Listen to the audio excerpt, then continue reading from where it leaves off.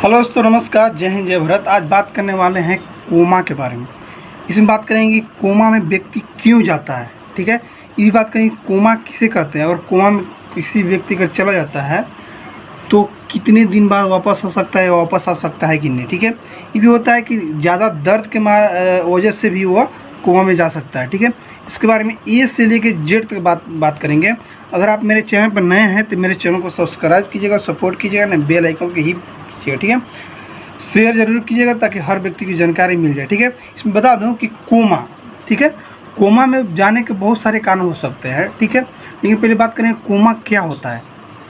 ठीक है, बता दूं कि देखा जाता है इसमें कि कोमा एक दीर्घकालीन बेहोशी की स्थिति होती है।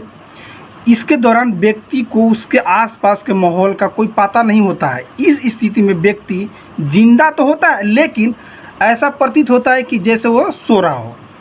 इसमें भी होता है कि हालांकि जब एक व्यक्ति आमतौर पर गहरी नींद में सोया होता है तो उसे किसी न किसी तरह से उठाया जा सकता है, जबकि कोमा में पड़े व्यक्ति अपने भीषण दर्द के बावजूद भी उस दर्द की तकलीफ तक से नहीं उठा पाता, इसीलिए कोमा में जा सकता है।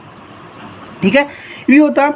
इसमें ये भी देखा जाता है कि कोमा की स्थिति इससे मस्तिष्क पर चोट लगने के कारण उत्पन्न होती है। जैसे मस्तिष्क पर चोट, दिमाग पर अधिक दबाव या रक्तस्राव, या मस्तिष्क पर बताया था कि इसमें चोट, दिमाग पर अधिक दबाव या रक्तस्राव, या ये भी हो सकता है जिससे ऑक्सीजन की कमी, या फिर भी होता है कि सिर विषाक्त पदार्थ में इकट्ठा होने के कारण भी लग सकती है कोमा। ठीक है, ये भी देखा जाता है कि इन अवस्थाओं में आप कितने संचेत हैं या कितने संचेत जल्दी चीज़ों को लेकर साथ दे पाते हैं। ये भी इसमें ये भी देखा जाता है कि यह पूरी तरह से इस बात पर निर्भर होता है कि आपका मस्तिष्क कितना काम कर रहा है। ठीक है, इसमें देखा जाता है कि कोमा के आम लक्षण जैसे आंख बंद होना या आंख बंद रहना या अनियमित सांस लेना, ये समान लक्षण होता है। ठीक है, कोई भी व्यक्ति अगर कोमा में जाता है तो बता दो उसको क्या होगा कि वो पूरी तरह से आंख बंद कर लेगा और लंबी लंबी सांस लेगा। ठीक है, हो सकता है कोमा में जाने की प्रक्रिया हो सकती है। ठीक है, या कोमा में चला गया। ठीक है, इसमें देखा जाता है कि कोमा के निदान के लिए ब्लड टेस्ट या वीडियो को देखा जाता है कि कार्डियोग्राम भी किया जाता है और फिर सिर के सीटी स्कैन का उपयोग किया जाता है। आमतौर पर एक व्यक्ति कुछ दिनों या हफ्तों के लिए कोमा में रह सकता है। समय के साथ व्यक्ति होश में आने लगता है और सचेत होने लगता है। कुछ मामलों में व्यक्ति कुछ सालों के लिए भी कोमा में जा सकता है। ठीक है, इसमें देखा जाता है कि कोई किसी व्यक्ति 1 हफ्ता, 15 दिन या 20 दिन के बाद कोमा से वापस आ जाते हैं, लेकिन किसी में देखा जाता है कि इसे एक एक्सीडेंटल केस होता है तो दिमाग में गहरी चोट आने के कारण वो व्यक्ति 1.5 साल, 2 साल, 3 साल, 4 साल, 5 साल, 10 साल तक भी कोमा में जा सकता है वो। ठीक है, इसमें देखा जा सकता है। इसमें देखा जाता है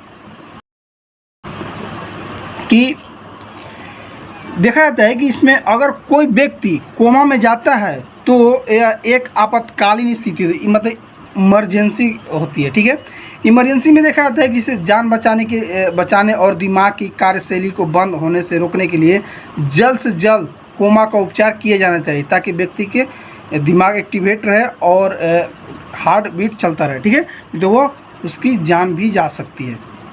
ठीक है, इसमें ये भी देखा जाता है कि कभी कभी डॉक्टर दवाओं की मदद से कोमा की स्थिति उत्पन्न करते हैं, जैसे कि होता है जैसे चिकित्सा उपचार के दौरान रोगी को अधिक दर्द महसूस होने से बचाने के लिए फिर बाहर से लगने वाली चोट, जैसे आमतौर पर सिर पर लगी चोट जिसके कारण दिमाग ठीक तरह से काम न करे की स्थिति में, जैसे मस्तिष्क कार्य प्रणाली को सुरक्षित करने के लिए भी आपको कोमा में रख सकते हैं। ठीक है, इसमें ये भी देखा जाता है कि अगर एक व्यक्ति कई महीनों से सदैव स्थिर अवस्था में निष्क्रिय है तो उसकी कोमा से बाहर आने की संभावना बेहद कम हो जाती है। ठीक है, अब बात करते हैं कि कोमा में अगर कोई व्यक्ति चल गया तो क्या क्या उसको लक्षण देखने को मिल सकता है।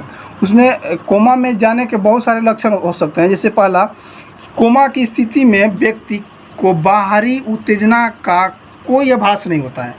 जो व्यक्ति कोमा में चला जाता है तो बता दूं कि कोमा की स्थिति में व्यक्ति को बाहरी की उत्तेजना का कोई आभास नहीं होता और ऐसा प्रतीत होता है जैसे कि वह गहरी नींद में है। ठीक है, ये भी होता है।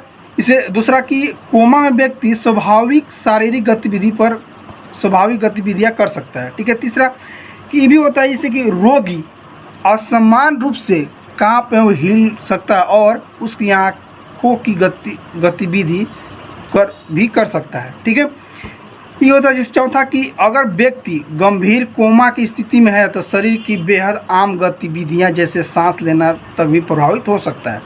ठीक है, और भी इसका लक्षण बहुत सारे हो सकते हैं, जैसे कि आंख बंद होना या किसी चीज़ को लेकर कोई प्रतिक्रिया न कर पाना, अनियंत्रित सांस लेना, किसी चीज़ की प्रक्रिया के सिवाय अंगों में कोई हरकत न होना। ठीक है, देखा जाता है कि कुछ चुनिंदा मामलों को छोड़कर कुछ दर्दों के प्रति कतई प्रतिक्रिया न दे पाना। ठीक है, साथ साथ में ये भी होता है कि आँखों की पुतली की रोशनी की प्रति असंवेदनशीलता होता है।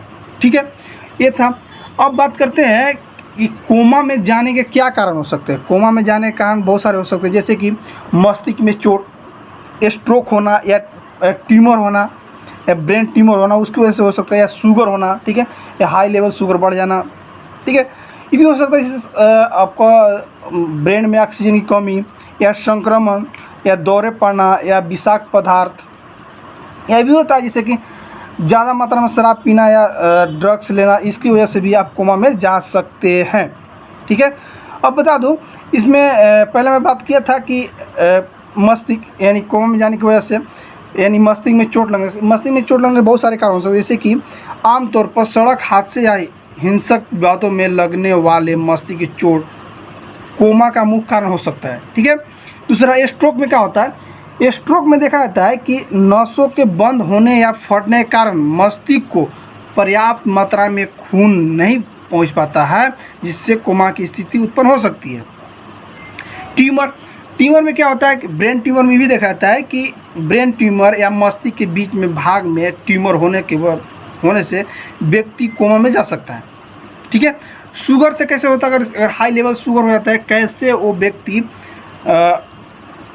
कोमा में जा सकता है। बता दूं कि रक्त में शुगर के स्तर बहुत अधिक या बहुत कम होने से भी व्यक्ति कोमा में जा सकता है। बता दूं इसमें शुगर या तो हाई हो गया या शुगर ज़्यादा लो हो गया तब पर भी व्यक्ति कोमा में जा सकता है। ठीक है, और इसमें कैसे होगा कि अगर ऑक्सीजन कमी होता है तो कोमा में जा सकता है। हाँ, हो सकता है। इसमें देखा जाता है ऐसे लोग जिन्हें डूबने से बचाया गया या जिन्हें दिल का दौरा पड़ा, वह लोग ऑक्सीजन की कमी के कारण कोमा में जा सकते हैं। ठीक है, अब बात करते हैं कि संक्रमण के कारण कैसे होता है, कोमा में जा सकते हैं। तो हाँ, बता दूँ कि एन्सेफेलिटिक यानी दिमागी बुखार जिसको बोलते हैं, या मेनिंजाइटिस जैसे कि दिमागी रीढ़ की हड्डी या दिमाग के आसपास वाले ऊतकों में सूजन आ जाती है।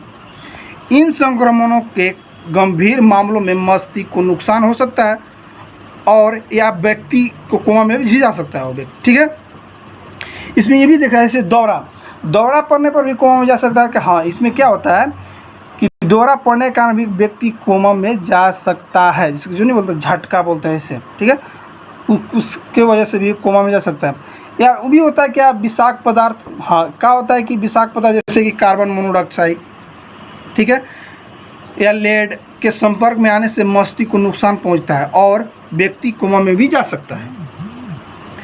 अभी देखा जाता है कि किसी ने पूछा कि क्या अधिक शराब पीने से या ड्रग्स लेने से भी व्यक्ति कोमा में जा सकता है, क्या हाँ, क्योंकि क्या होता है कि शराब एवं ड्रग से अधिक सेवन से व्यक्ति कोमा में जा सकता है।